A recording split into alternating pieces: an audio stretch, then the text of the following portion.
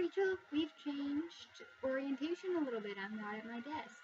So I thought I would do a mini kind of cooking segment today. So to start off, I already have rice going on the stove and onions on the stove, which are probably burning as we speak, but that's fine. They're fine. Now I'm cutting a pepper. This is what it kind of looks like. This is a seeded half, this is an unseeded half. To unseed the peppers, you're probably familiar with this technique. You just kind of like rip it open, dump it in a trash bag, and then rip out all this nasty gunk because no one wants that in their life. You just kind of scrape out the seeds. You can rinse them out too. But then I'm going to cut into strips. Here, we're going to bend the camera now. There you go. And we're going to cut into strips.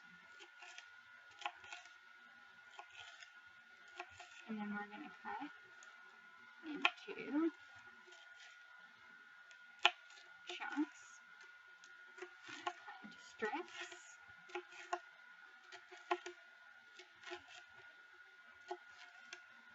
And then I'm going to cut it into chunks.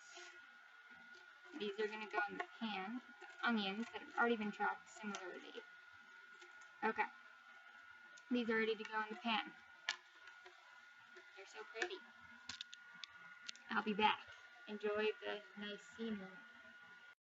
Okay, here are onions. They're cooking in this nonstick pan, so no oil needed. Yeah. Fancy stuff. Okay. So we also have over here, we have our rice and a pot from lunch that I haven't cleaned yet, but that's fine. So we have our rice is done, it's all fluffy and not stuck to the bottom at all. See how it's not stuck to the bottom? You can't see it, it's fine. So we're going to have rice. We have the onions right now.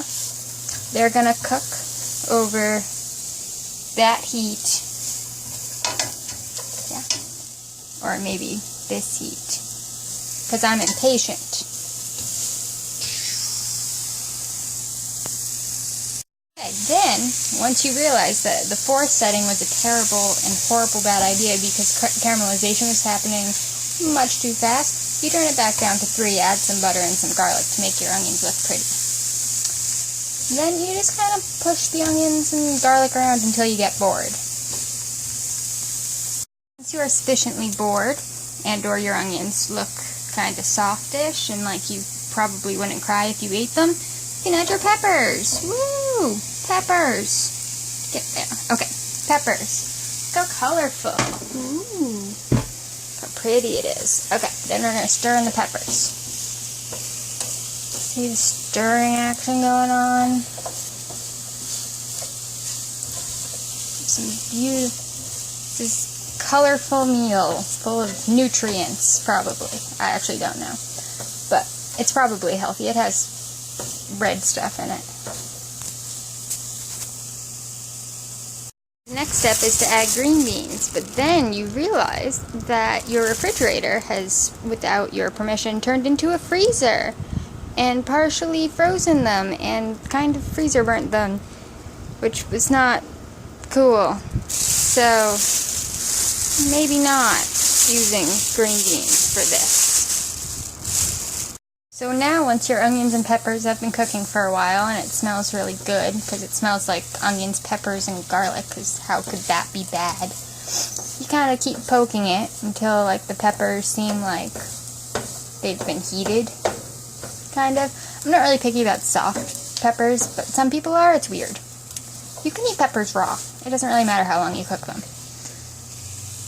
Now that it's the time in the cooking process, once you've determined that your green beans were too skeptical to put in, you add some frozen peas because they're green and they count. So you add like a bit. That's probably too many frozen peas, but that's fine. You can never have too many. You stir them around. Get them to defrost in the pan. Now it looks like you're eating predominantly peas for dinner, but that's okay.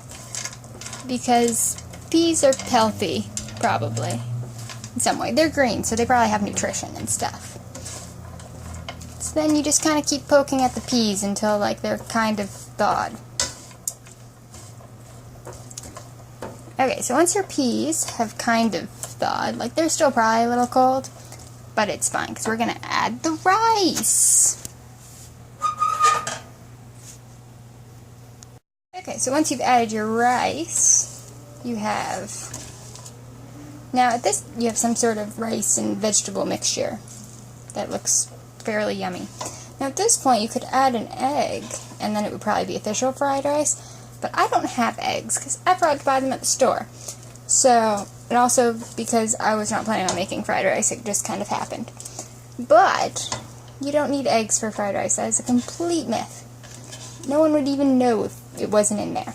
So, instead we're just going to like let the peas finish heating through, and then we're going to add some seasoning. Okay, so I don't have a whole lot of seasoning on hand. So what we're going to do is add basil, because it's probably going to be good.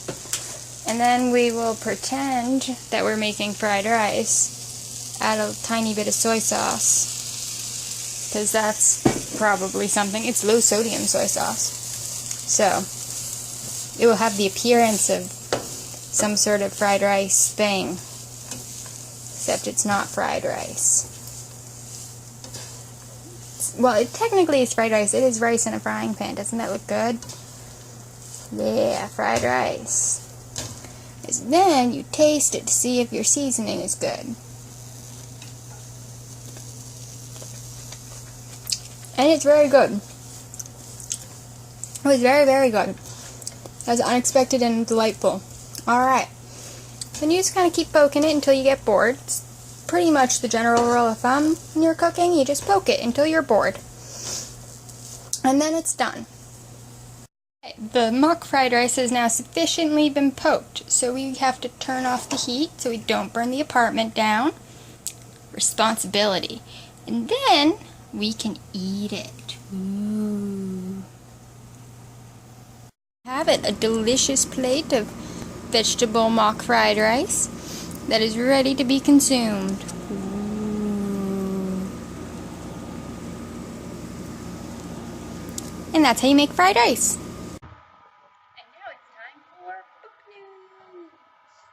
Alright, so last week we discussed Good Omens that I was starting it, and I finished it today actually, like 2 hours ago. I had like 10 pages left and I was going to finish it, so I finished it and it was really good. And in the back, the authors Neil Gaiman and Terry Pratchett talk about how fans have them sign books that have been dropped in the bath and have been battered and are held together with tape and string and in one case in a plastic baggie. But I understand why. It's a very good book. It's very funny, and it's all around very good.